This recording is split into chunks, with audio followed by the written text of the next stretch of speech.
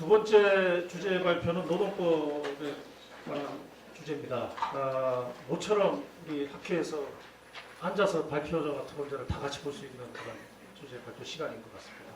약간 아날로그적인 주제 발표를 모처럼 이 디지털 시대에 하도록 하겠습니다. 자, 먼저 발제자와 토론자 소개해 드리겠습니다. 발제자는 부산대학교 법학전문대학원의 권혁 교수님입니다. 박수 받습니다. 그리고 토론은 경기대 법학과의 전윤구 교수님이십니다. 자, 이제 첫 번째 주제가 좀 길어졌는데 우리 두 번째 주제도 그만큼 시간을 쓰면은 이제 전체적으로 운영에 상당한 지장을 주게 하지 않을까 생각이 되어서 발표 한 20분 정도 부탁드려도 될까요? 예. 부탁드리겠습니다. 예. 네, 반갑습니다. 부산대학교 법학전문대학원 권혁입니다. 사실 제가 노동 관련 제도의 과제에 대한 발제 부탁을 받았을 때요. 이거 내가 해도 되겠다. 왜냐하면 4차 산업혁명 연구를 좀 했으니까 그 연구를 그냥 받아서 쓰면 되겠다. 이렇게 생각을 했습니다. 근데 이게 그렇게 단순한 문제는 아닌 것 같습니다. 왜냐하면 최근에 4차 산업혁명 둘러싼 여러 가지 전망들이 있었죠. 그리고 이 전망을 둘러싸고 아마 이게 상당히 먼 미래 상상일 뿐이라는 비판도 또한 있었습니다. 그럼에도 불구하고 분명해진 것은 최근에 4차 산업혁명을 통해서 수반될 것으로 생각했던 작업의 형태들이 불가피하게 그리 해야 되는 상황이 벌어진 것 같습니다. 이렇게 되면 4차 산업혁명의 논의하고는 좀 다르게 여전히 공장은 존재하지만 초연결로 작업을 해야 되는, 또 대면 공동 작업이 이루어져야만 하는 상황에도 불구하고 비대면 개별 작업을 해야 되는 당위성이 부여돼 버리는.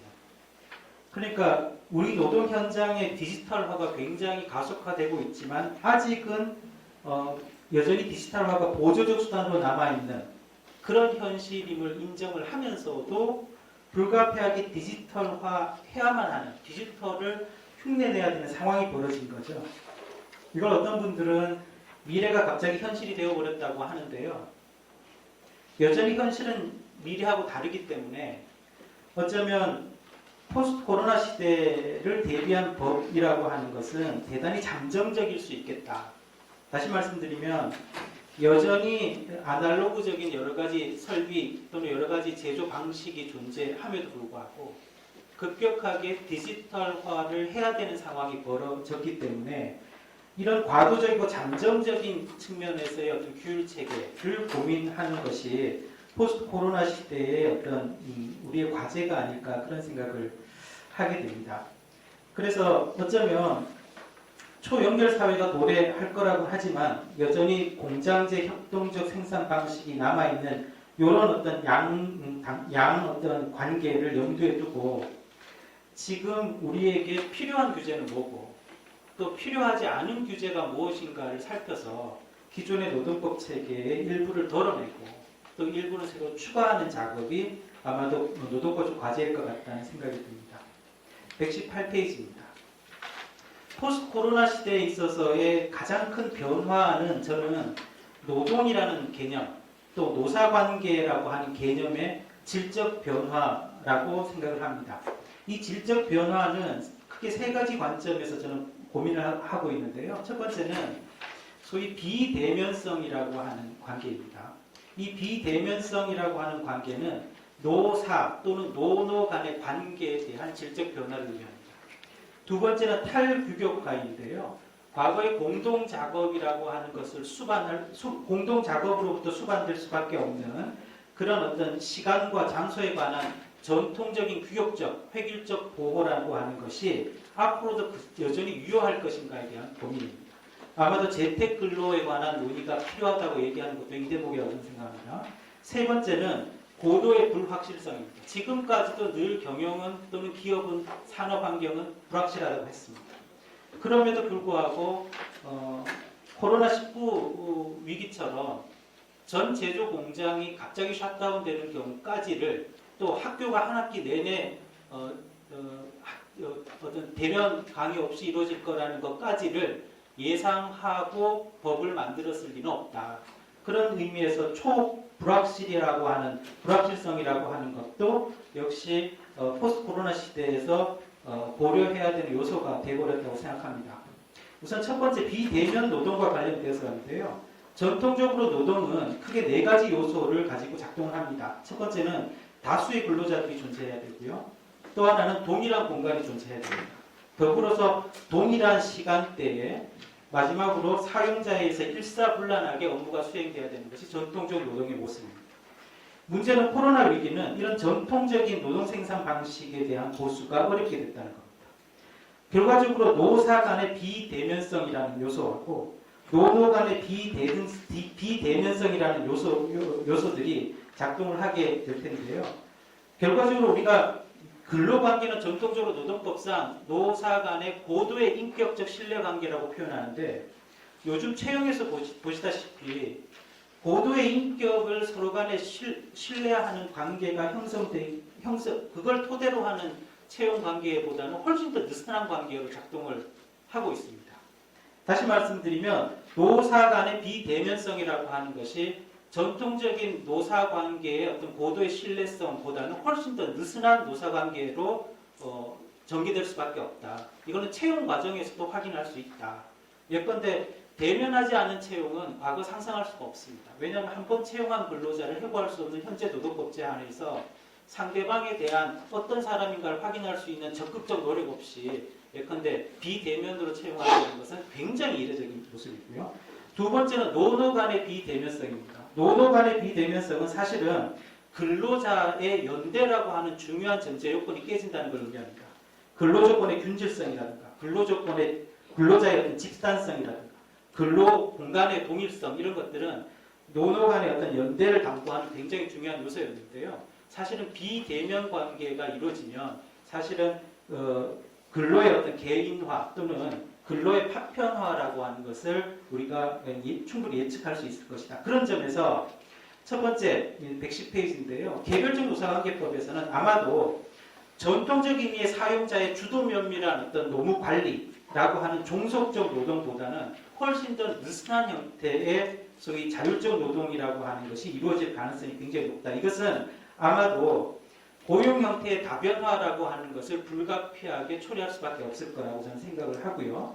지금까지 이루어졌던 고용 형태의 다변화보다는 훨씬 가속화될 것이다.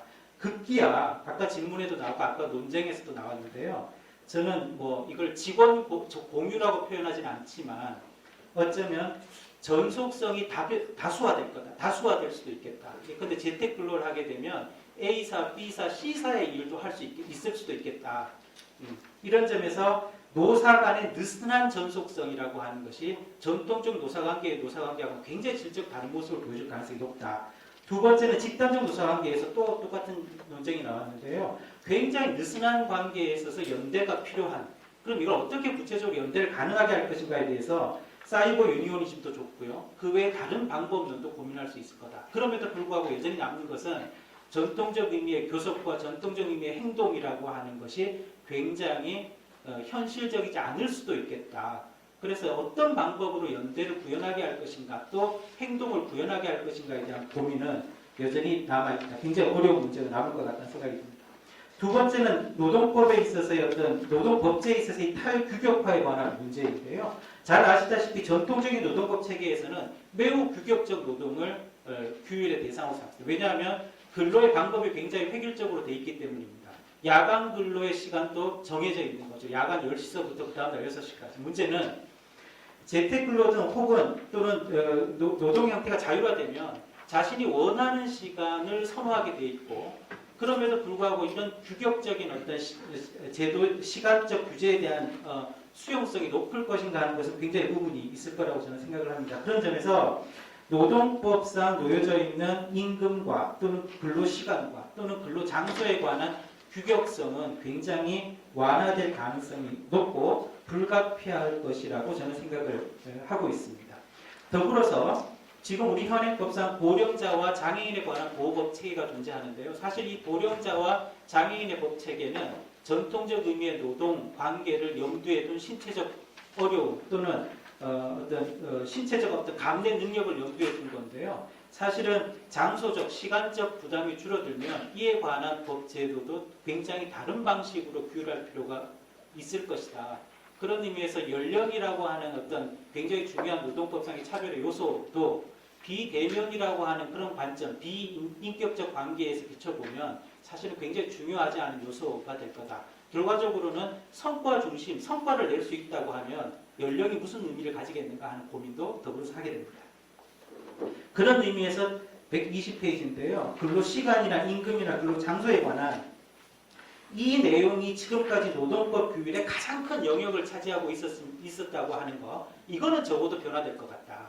그렇다면 그 기존의 빈 노동법 체계에 뭘 채울 것인가 하는 고민이 아마 남아 있을 것 같다는 생각이 듭니다. 다음 세 번째는 노동시장의 고도의, 초고도의 불확실성이죠. 소위 이 문제는 전통적 의미의 경영위험의 부담이라고 하는 전통적 노사관계, 다시 말하면 경영위험은 사용자가 부담하고 소위 근로시간에 관한 노동의 부담은 근로자가 부담하는 요 양자의 어떤 불가분의 어떤 배분관계, 합리적인 배분관계, 생산에 있어서의 노동을 이용하면서 나타나는 이 문제인데요. 코로나라고 하는 이 문제는 결과적으로는 사용자도 감내하기 어려운, 동시에 근로자도 사용자에게 경영 책임을 물을 수 없는 단계에 이르는 위험 요소가 되어버렸다. 이거는 전통적인 노동법에서 미처 예상할 수 없었던 문제인 것 같습니다. 이렇게 되면 결과적으로는 비상적 상황에 대한 노사의 이해관계는 동일한 것이고, 이런 비상적 상황에서 어떤 노동법을 준비해야 되는가, 이들에게 어떤 노동법적인 제도 체계를 강요해야 되는가에 대한 고민은 사실 지금은 브레이크다. 그런 의미에서 비상적 상황을 대비한 노사관계법 제도에 대한 고민도 필요한 시점이 됐다라고 생각을 합니다. 이런 어떤 세 가지 큰 방향에 있어서의 어떤 변화를 염두에 두고 제가 생각한 몇 가지 세부 과제들에 대해서 예시적으로 몇 가지 말씀드리도록 하겠습니다. 첫 번째는 근로장소에 관한 부분인데요. 잘 아시겠지만 재택근로라는 것이 전통적으로 재택근로는 노사관계법에서는 전혀 좋은 선택이 아니라고 생각했습니다. 왜냐하면 재택근로는 사용자의 적극적인 노무관리가 존재하지 않기 때문에 생산 방식에 있어서 효율성이 굉장히 떨어지는 것이라고 평가되어 왔고, 그로 말미암아서 굉장히 많은 논쟁이 있었던 것도 사실입니다. 그리고 더불어서 재택근로는 근로자들에게는 굉장히 좋은 선택지라고 하는 그런 평가도 또한 있었습니다. 그러나 재택근로라고 하는 것이 지금으로서는 근로자의 원이든 사용자의 원이든 그 당사자의 원과 관계없이 재택근로가 강제될 수밖에 없는 상황이 벌어진 거죠. 이렇게 돼버리면 사용자로서는 동일한 효율성을 담보할 수 있는 재택근로를 요구할 수밖에 없게 됩니다. 더불어서 근로자로서도 그 어떤 근로시간과 휴식의 어떤 경계를 본인 스스로가 이제 경계 지어야 되는 부담을 지게 됩니다. 이렇게 되면 결과적으로는 사용자는 결과지향적인 근로를 선호하게 될 것이고요. 근로자는 자신의 재량적인 어떤 판단에도 불구하고 상당히 개인적 역량을 중심으로 한 성과를 달성해야 되는 부담을 지게 될 거라고 생각을 합니다. 이런 점에서 재택근로를 둘러싼 여러 가지 법 제도를 새로 이제 만들어야 되는 부담이 있었는데요. 과거의 노동법 체계에서 재택근로라는 것은 적극적인 입법의 대상이 아니었습니다. 왜냐하면 공동작업, 공장에서의 공동작업은 당연히 노동의 원칙이었기 때문에 매우 이례적으로 재택근로를 염두에 두고 있었던 터라 재택근로라고 하는 것이 노동법상 전혀 관심의 대상이 될 수 없었습니다. 그럼에도 불구하고 지금은 재택근로라고 하는 근로장소의 어떤 문제에 대해서 노동법이 적극적으로 규율을 할 필요가 생기게 된 것 같습니다. 이렇게 돼버리면 두 가지 정도를 고민해야 될 것 같은데요. 첫 번째는 근로장소에 대한 선택이라고 하는 것을 누구의 권리로 둘 것인가, 또 누구의 권리로 뒀을 때에 어떠한 방식으로 이런 근로의 장소들을 의무화 시킬 수 있을 것인가를 두고 이제 고민을 해야 될 텐데요. 이게 이제 원격 근로에 대한 전환 신청권이라고 하는, 사실 원격 근로라고 하는 건 두 가지 개념이 이제 실제로 존재합니다. 재택 근로만을 의미하는 것은 아니고 소위 이제 원격지 간의 어떤 근로를 의미하는 것이기도 한데, 그러니까 사이버상에서의 근로를 의미하는 것이기도 한데요. 이런 어떤 텔레 아르바이트에 대한 원격 근로에 대한 어떤 일반적인 규율의 필요성이 존재할 것 같습니다. 다만 독일에서의 논의만 보면 근로자에게 원격 근로 전환에 대한 권리를 인정하고 특별한 경영상의 필요성이 있는 경우에 한해서 사용자가 이를 거부할 수 있는 구조를 염두에 두는 것 같습니다. 두 번째는 근로 장소에 있어서의 안전 기준을 확립할 필요가 있다. 소위 홈오피스 근로가 되는데요. 홈을 오피스로 만들면 당연히 오피스에 대한 규격은 담보가 돼야 되고, 더 나아가서 오피스를 설비를 구축하는 데 있어서 필요한 비용을 누가 부담할 것인가의 문제도 또한 고민거리일 거라고 생각을 합니다.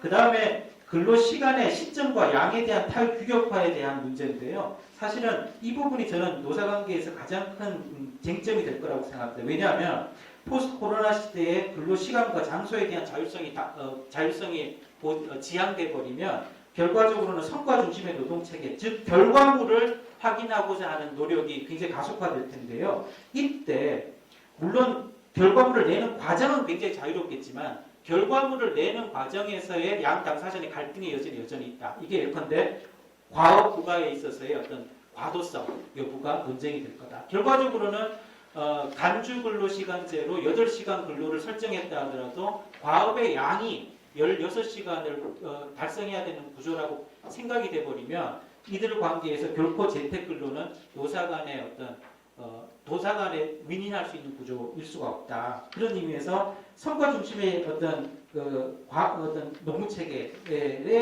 체계와 어떤 근로 시간의 제어 시스템을 어떻게 조화시킬 것인가 하는 고민도 해야 될 텐데요. 저 같은 경우에는 예컨대 간주 근로를 염두에 두더라도 적정하고 표준적인 과업 부가의 어떤 룰이 노동법 체계에 만들어지는 것이 옳다. 그렇지 않으면 굉장히 시끄러울 수 있다.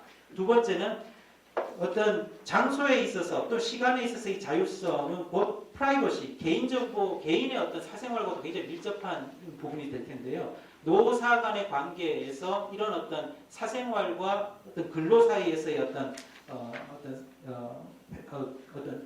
선을 그어주는 것, 이것도 굉장히 중요한 문제가 될 텐데, 이것 소위 말하는 개인정보 보호라고 하는 것은 텔레아르바이트, 원격 근로에 있어서는 굉장히 중요한 쟁점이 되어 왔고요. 실제로 앞으로도 이 문제가 굉장히 중요한 쟁점이 될 거라고 생각을 합니다. 결과적으로 근로자는 매우 적극적으로 취업자, 일을 하는 사람의 시간과 장소를 알고 싶어 할 테고, 또 거기에 상대방인 근로자는 사생활의 어떤 보호, 개인정보의 보호에 나서게 될 텐데, 이들 사이의 양자를 어떻게 규율할 것인가에 대한 고민은 노동법의 과제일 거라고 생각합니다.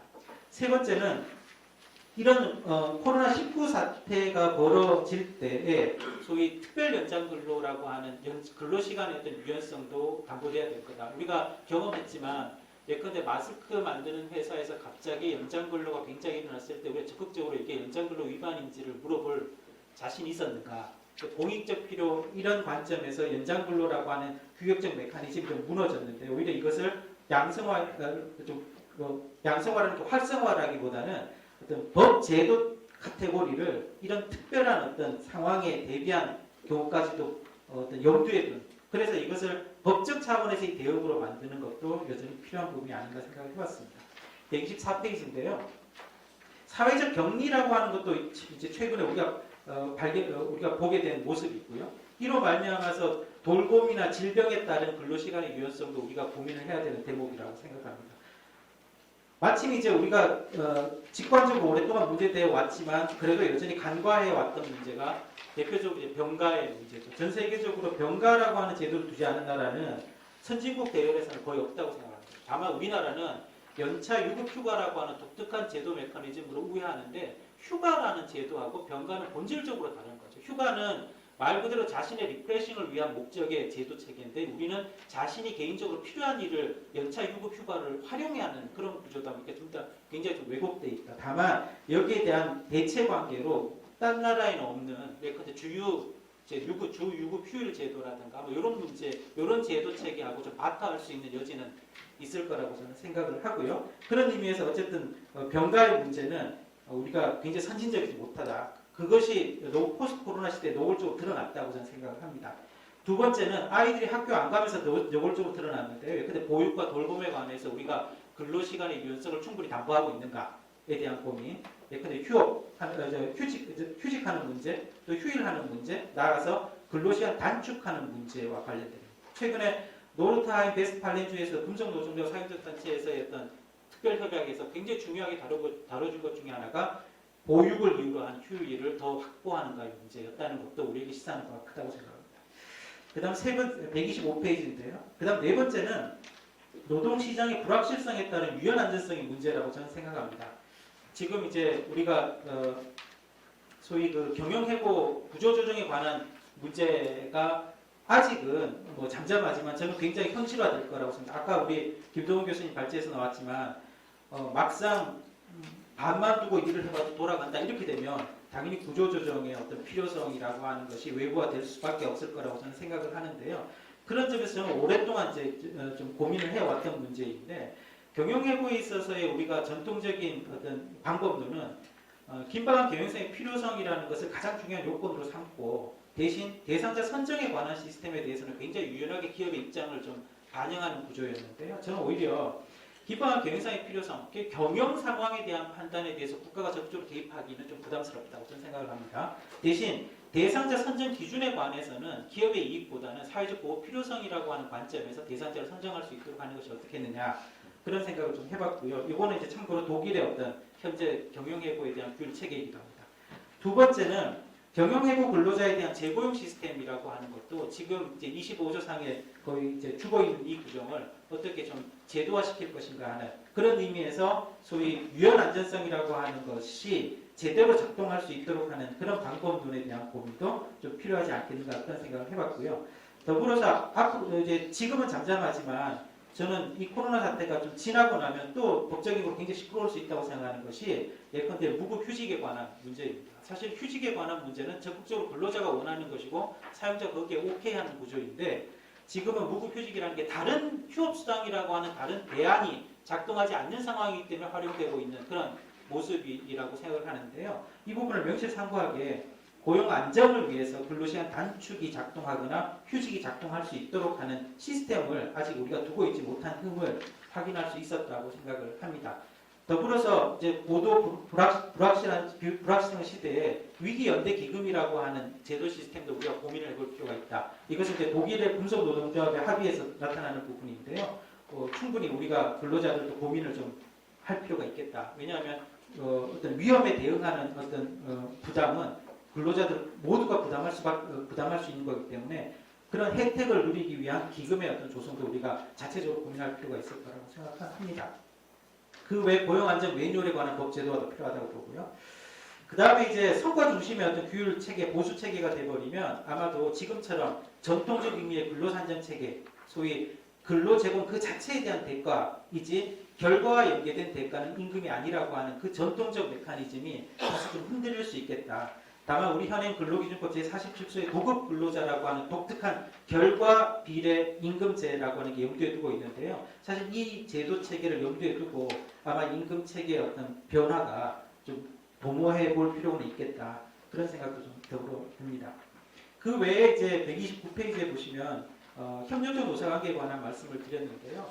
그러니까 아까도 이제 말씀을 드렸습니다. 코로나19 위기에서 노사의 관계는 사실은 이해관계를 같이 하는 관계라고 생각을 합니다. 그런 의미에서 소위 전통적 의미에서 착취와 쟁취의 대립적 노사관계보다는 협력적 노사관계에 대한 실질적인 기능과 의미를 부여하는 작업도 우리가 좀 해볼 필요가 있을 것 같다. 이것은 말 그대로 노사 모두의 공동의 위기 상황을 어떻게 극복할 것인가에 대한 노동법적 제도의 흠결을 메우는 일이기 때문에 이 부분에 관한 고민도 해야 되겠다. 이런 어떤 협력적 노사관계 메커니즘은 사업장 단위가 아니라 코로나19에서 보시면 아시겠지만 코로나19 같은 경우는 위기가 해당 사업장에 오는 게 아니라 해당 산업 전체에 오는 그런 측면도 있기 때문에 산업 단위에 있어서의 광역적 차원에서의 어떤 협력적 노사관계 구축 체계도 우리가 한 번쯤 고민할 필요가 있을 거라는 생각이 들고요. 원하청 관계도 마찬가지입니다. 그 다음 이제 130페이지에 이제 연대의 문제인데요. 이거는 뭐 굉장히 큰 고민을 해야 될 대목이라고 생각합니다.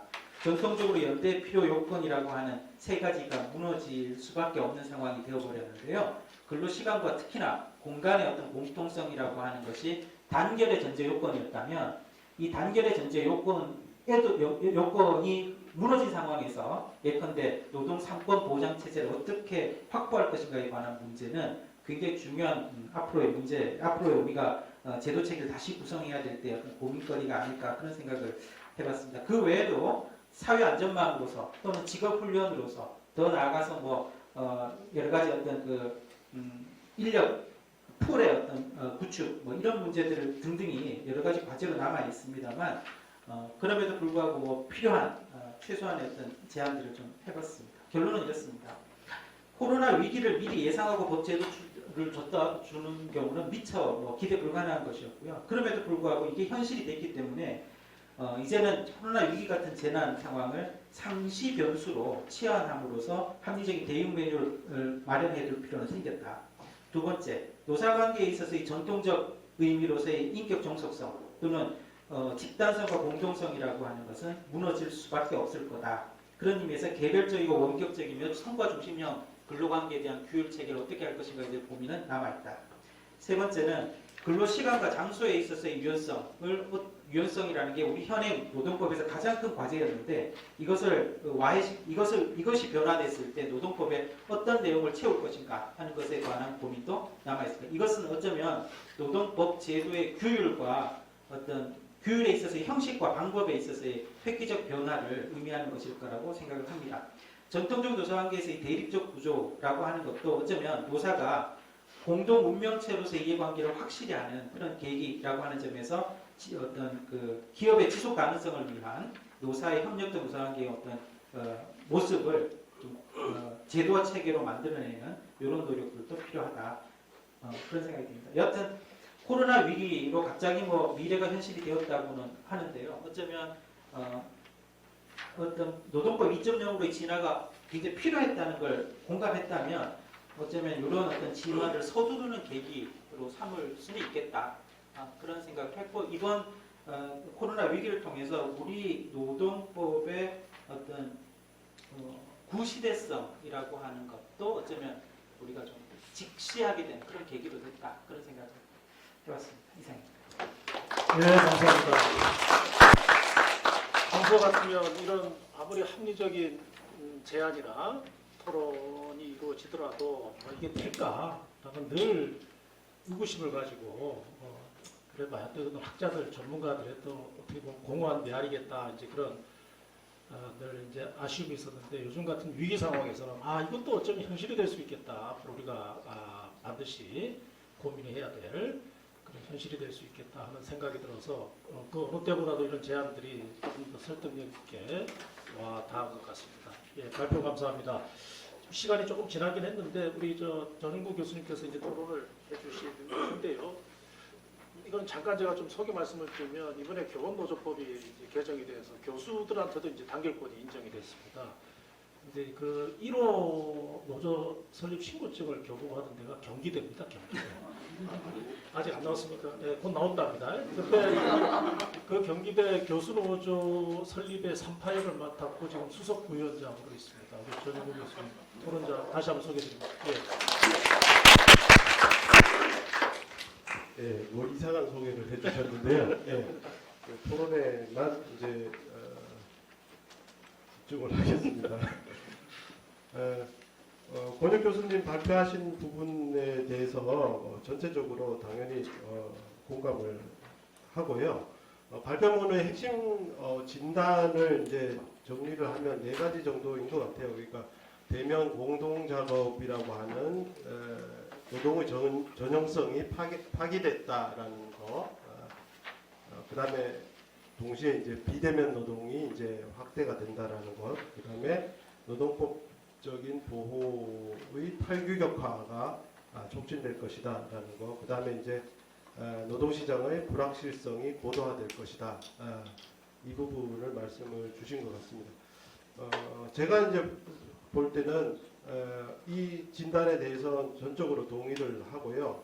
다만 이제 이미 변화는 시작되었었고 코로나 이전에 이미 시작이 되었었고 다만 이제 그 물을 안 붓겠다고 이제 버티던 말이 있는데 이 강변으로 끌고 가는 역할들을 누가 할 것인가와 관련해서는 이제 코로나가 일정 정도 이제 영향을 줬다라고 생각이 됩니다. 근데 본질적으로 뭐 코로나 때문에 모든 것들이 변화되지는 않을 거고 그렇다고 생각합니다. 이미 그 변화가 시작이 됐기 때문에 그러한 어떤 계기일 뿐이다라는 생각이 들면서 거기에 대해서 그런 관점에서 조금 말씀을 드리면 일단 경영 위험 부담과 관련한 부분들 이러면서 이제 성과급 이런 말씀을 많이 하셨는데 저는 몇 가지에 대해서만 이제 말씀을 좀 드리고 싶습니다. 그러니까 지금 이미 변화가 시작된 것들은 제가 볼 때는 이 사회적 분업이 굉장히 고도화되었다라는 것으로부터 취업 형태의 다양화, 노동시장의 다변화 이런 것들은 벌써 거기에서 원인을 찾아야 된다라는 생각이 듭니다. 그러니까 분업이라고 하는 것들이 이제 공장제 분업에서부터 시작을 당연히 했겠지만 협업을 넘어서 이제 분업이 됐겠지만 지금 제가 말씀드리는 사회적 분업이라고 하는 건 모든 것들을 이제 분업화하는 겁니다. 그러니까 가정 내에서 보통 전통적으로는 가정주부가 집안일을 하던 것들이 이미 노동시장으로 다 넘어왔지 않습니까? 그러니까 예를 들자면 침대를 하나 구매를 해놓고는 그 침대를 시간이 없으니까 한 달에 한 번인 또는 두 달에 한 번이든 그걸 청소를 외주업체에다가 외부에다가 의뢰를 하고 있다라는 거죠. 모든 가정생활의 가장 기본적인 것들조차도 시장의 대상으로 돼서 그러다 보니까 당연히 서비스 노동이 계속 발전할 수밖에 없는 것이라는 생각이 듭니다. 이것은 이미 자본주의가 출현하고 난 다음에 이 분업화라는 것들이 공장 내에서 계속 가속화되다가 이제는 공장의 울타리를 넘어서 사회적으로도 완전히 이제 분업화가 촉진되어 왔다. 더군다나 여기에 이제 정보통신 기술까지 결합이 되면서 이 분업의 정도와 수준, 폭이 굉장히 발달할 수밖에 없었다라는 말씀을 좀 드리고 싶습니다. 그런 의미에서 보면 이제 임노동이나 혹은 그와 유사한 노무 공급 방식들은 쌍무적인 결련성, 우리 먼저 법학적인 표현으로는 쌍무적인 결련성을 가지고 있습니다. 이게 의미하는 바는 여전히 이 쌍무적인 결련성이라고 하는 것들은 포스트 코로나 시대에서도 그 본질이 변하지 않을 것이고 이 얘기는 권혁 교수님 적절하게 지적하셨듯이 여전히 당사자 간의 이해관계의 대립은 그 본질은 변하지 않을 거다라는 거죠. 그런 의미에서 말씀을 드리면 다만 이제 이런 보수의 산정 방식은 계산 방식이라고 하는 것들은 역사적으로 보면 계속적으로 이제 진자운동 제가 표현하기로는 진자운동이라고 하는데요. 이거 왔다 갔다 하는 거죠.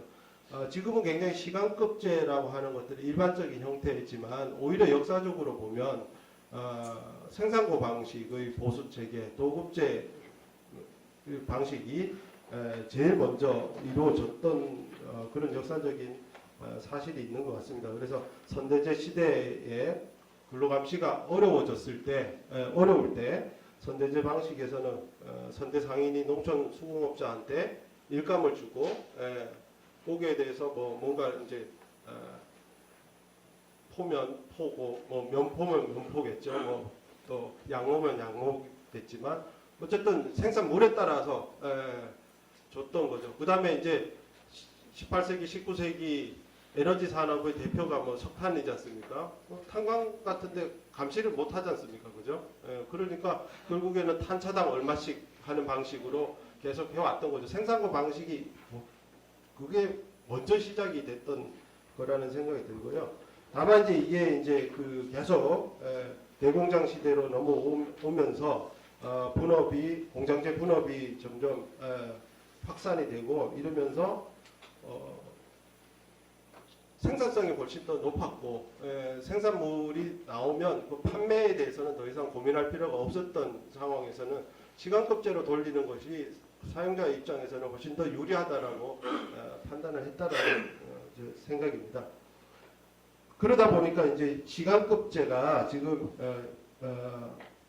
일반화됐고 지금의 노동법도 시간급제에 바탕을 두고 있고 근로시간에 대한 규제로 이제 들어가고 있는데 실제로는 이것이 뭐 절대 불변의 어떤 모습은 아니지 않는가라는 걸 역사적으로 이제 확인해 볼 수 있다라는 겁니다. 이걸 통해서 말씀드리고 싶은 거는 이겁니다. 권혁 교수님이 말씀해 주신 그 근로기준법 47조의 도급제 근로자와 관련한 규정, 일정액의 임금을 보장해야 된다라는 이 규정조차도 역사적으로 보면 이거는 최저임금제 규정의 세트였습니다. 그거는 뭐 제 얘기가 아니고 일본의 학자들의 기본적인 내용들인데요. 그러니까 이것이 이제 기본적으로 새로운 포스트 코로나 시대에 어떤 임금 체계의 변경의 어떤 근거 규정이 될 수 있을까라는 부분에 대해서는 좀 제가 조금 회의적이다라는 말씀을 좀 드리고자 하는 겁니다. 그러니까 1947년도에 일본 노동기준법이 만들어질 때 처음 임금에 관한 장의 첫 조문이 최저임금에 관한 부분들이었습니다. 그러니까 자연스럽고 논리적인 반응으로 이게 7차 초안, 8차 초안까지 있었는데 중간에 최저임금이 뭐 한 3차 초안에서 나오니까 그 다음에 5차 초안에서는 뭐라고 하냐? 그러면 도급제 방식으로 일하는 사람은 그러면 임금을 어떻게 하느냐라고 해서 그때 나온 게 최저임금의 3분의 2라고 하는 것들을 보장해야 된다라는 것들이 나왔던 거죠. 근데 이때는 일본이 뭐 패망해가지고 경제 사정이 굉장히 어렵기 때문에 사용자들이 반발하니까 적당하게 타협한 게 3분의 2라는 말이 싹 사라지고 그냥 일정액이라는 말로 그냥 있으나 마나한 용어로 정착이 됐고 그게 우리나라로 그냥 넘어왔던 사정이 있습니다. 그러니까 제가 드리고 싶은 말씀은 우리 근로기준법이나 일본의 노동기준법이나 유럽의 어떤 노동보호법이나 기본적으로 시간급제 근로시간을 대상으로 하는 보호체계를 가지고 있었다라는 것이고요. 이것이 이제 여전히 유효한 것인가에 대해서는 이제 질문을 이제 할 때가 된 것 같다라는 거죠. 적어도 19세기 후반부에 있어서는 시간급제, 뭐 시계가 그렇게 많이 보급이 되어 있지 않았을 테니까 당연히 일급제가 일반적인 임금 지불 방식이었던 거죠. 그래서 20세기나 들어와서 이제 이 시간급제라고 하는 것들이 일반적으로 이루어졌었으니까요. 하여튼 그런 부분들을 생각을 한다면 두 가지 어떤 방향성들 말씀을 드릴 수가 있을 것 같습니다. 비대면 노동이 이제 활성화되면 이것이 의미하는 바는 자율성을 의미하는 것이 될 거고요. 따라서 정속노동이라고 하는 패러다임에 의해 가지고 규율되던 이 노동의 정의, 그 근로자의 정의 이것은 바뀔 수밖에 없다라는 그런 말씀을 좀 드리고 싶고 따라서 노동법적인 보호의 탈규격화 말씀을 하셨는데 당연히 그렇게 되겠죠. 획일적인 근로조건 보호 대신에 사업장 중심의 다원화된 근로조건 보호 방식이 이제 요청될 수밖에 없을 거다라는 말씀을 드립니다. 이게 의미하는 거는 한 가지만 시간이 없으니까 한 가지만 말씀을 드리겠는데요. 근로자 대표 시스템이 제대로 이제 갖춰져야 된다라는 거죠. 형식에 그치는 근로자 대표 시스템이 아니라 그래서 왜 그러냐면 지금 권혁 교수님이 말씀하신 거는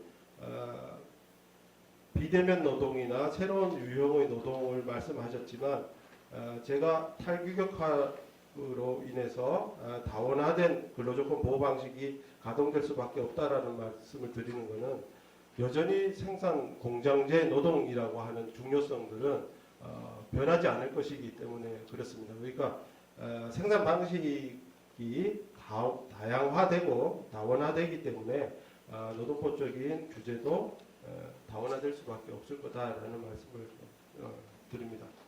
자, 그러면 이걸 어떻게 할 것인가와 관련해서는 결국 저는 이제 방법을 바꿔야 되지 않는가라는 겁니다. 그래서 근로시간이라고 하는 거, 그 다음에 임금이라고 하는 것들을 통해 가지고 경제적인 근로조건들, 결국 금품의 다과, 높고 낮음으로 귀결되는 이 방식으로 계속 규율해 나갈 수 있을 것인가에 대해서는 조금 의문을 품기 시작을 했습니다. 그래서 결국 다른 이념적인 요청 이런 것들이 이제 필요할 것이고 거기에 의해서 노동보호법이나 기타 노동법이 재편이 되어야 될 것이다라는 생각이 들고요.